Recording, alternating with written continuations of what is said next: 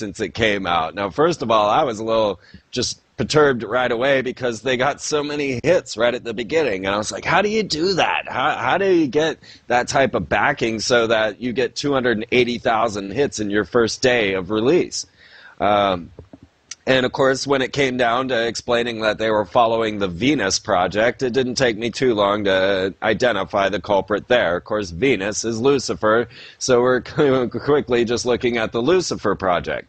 So what do we want to think about giving our control? Okay, now what Zeitgeist comes to tell you is everything is illusion, right? Everything's been made up to control you. Religion is a farce. Now, I'll tell you right off, I have the 16 Crucified Saviors, and that is the one and only book that's going to give you any sort of account on the idea of Horus being Jesus, being Tammuz, being all of these others. You can't find that really throughout other spectrums of work. Now, I heard Jordan Maxwell saying that they had based this whole movie on his life's work, so maybe he has more information on that topic than I do. He certainly was given all of Manly P. Hall's works, who I try to read and study a lot of his works to try and understand this stuff. I like Manly, too. I got to stand there with Jordan and say that Manly would be one cool dude to know.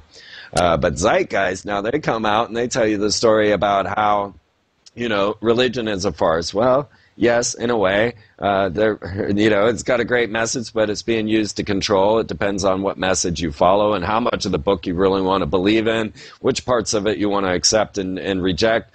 Beyond that, then they get to 9/11 truth, and of course, as I'm saying, and I have been saying since day one, since before 9/11 happened, I was saying that they were going to use this terrorist attack to bring down America, and not in the way that we think as Al-Qaeda taking over America, but no, finding out that this was an inside job is the very spectrum needed to bring America to the World Court on war crimes. And if you want them chasing down their enemy, you know, old George W. Bush just bought 100 and some odd acres in Paraguay, you know, they're not going to suffer. They're not going to suffer. And why are they all heading south? We might start to wonder that as well as we start to talk to Jay Wiedner and his discoveries of the Cross of Henday and how he finds the place to go is down south.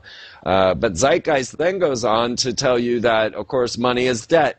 And yes, money is debt. Money is an illusion. It's a spell that's been placed on you since way back when. Our most recent, of course, constant creation of the fiat currency is the Templars. And, of course, we see the Templar symbols on McDonald's golden arches, on Exxon's double cross, and on and on. The concept of money is false. But if you go further and further into the Zeitgeist propaganda, and of course then they come to you with the whole concept of bringing out the Venus Project, where everything's catered to, monitored, cared for. You can be slipped off to your job in your magnetic car being brought forth. Well, they finally come to their conclusion when you get the handbook, the guide for the Zeitgeist movement, and you get to the conclusion where it says humanity is too evil to take care of their own planet. We do not have the capability or the capacity of compassion to carry forth a planet that would be suitable for life. And therefore, we must give over all control to a central computer to designate, outline, and design our entire civilization as it sees fit.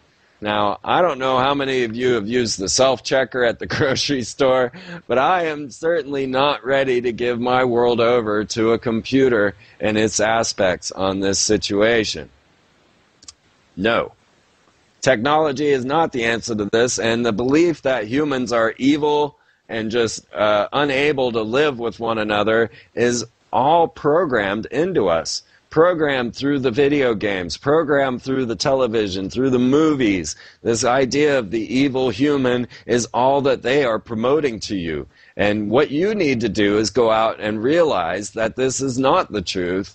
Realize that there are wonderful human beings everywhere on this planet, and you need to try and break into their world and be their friend. Now, I currently wander around with a pink poodle, and I'll tell you, nothing changes people's perspective and mindset than a pink poodle. I mean, this dog's so cute. Her name should be Ah, because that's what everybody calls her, Ah.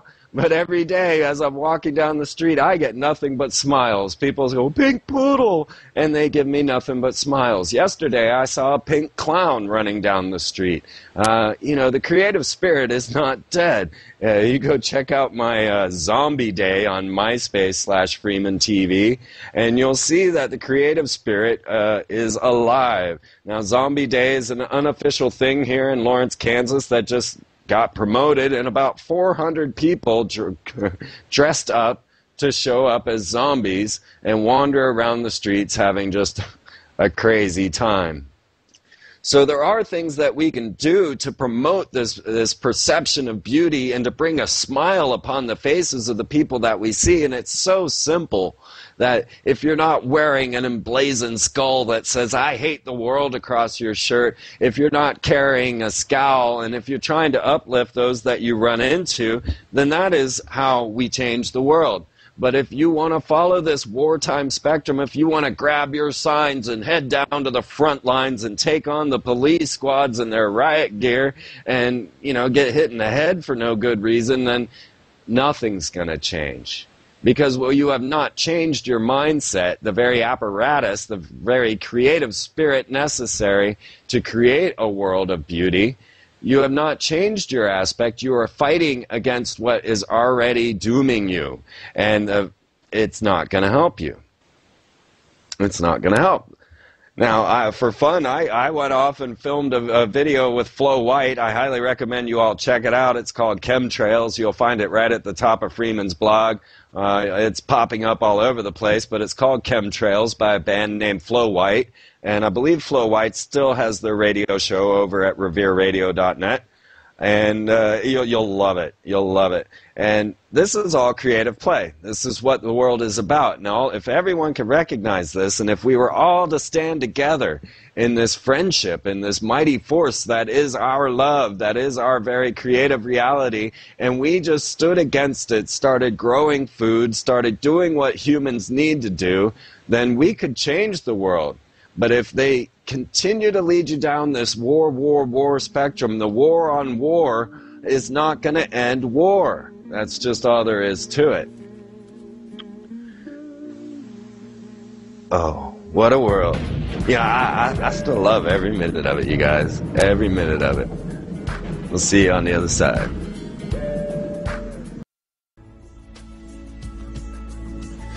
Well, are you asking why? I asked why Hannah Montana's coming out of a trailer getting on a strip pole, and this is supposed to be the party in the USA.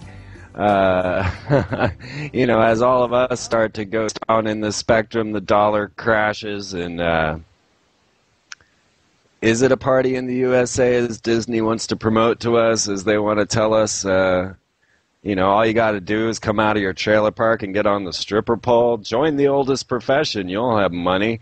Come make bombs, make death, make anything you can to inspire us to control you better. On that same note was the new Google real-time Google video surveillance. Now, remember that at Georgia Tech, that they had designed methods to be able to determine you by your gait, and that is by the way you walk. They can tell who you are. So now, Google, who is also coupled with Space Command, or NASA, and also the Obama administration, has come out with the Augmented Aerial Earth, the real-time Google video surveillance.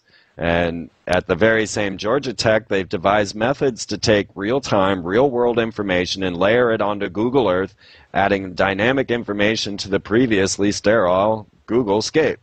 So they're going to use live video feeds at many different angles, and they're going to be able to tell just where and everyone is. On top of this, you add, of course, the new advertisement for the Vera chip, or the RFID chip, and that way they can tell who is where if they can't seem to determine it by the way you walk.